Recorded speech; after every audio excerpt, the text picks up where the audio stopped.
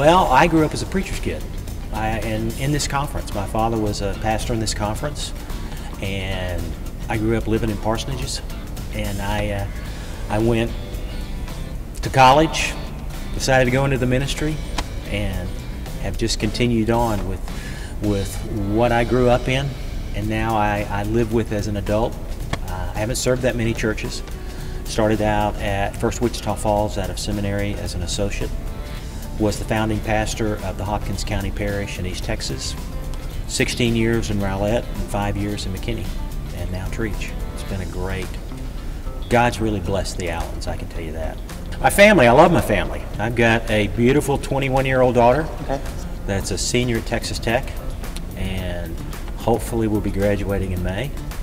I have a son that is a baseball coach. He's assistant coach at Richland College and is still working on a professional career as a baseball player. He just got traded back to the Fort Worth Cats, so I'm looking forward to next spring when I can see him play in person again.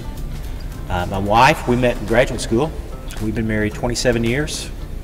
She's a church musician, loves the church, loves music, and our lives are joined together by the church and by working for the ministry of Jesus Christ. I have tremendous respect for Jim. It is intimidating to be following Jim as the pastor of this church. I hope the congregation will be patient with me. I'm not Jim Osier. I don't want to be Jim, but I also want to be, I want to make sure that his legacy and his vision is continued in this church. Over the last 3 days, I've had the opportunity to meet with the staff and some of the laity, and I am absolutely jazzed about the creativity.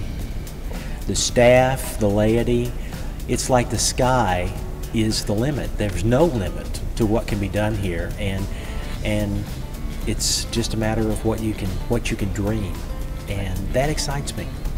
You know, this church is not limited by anything, and to allow God to inspire that creativity and to move this church forward, that is like a pastoral dream, and that excites me.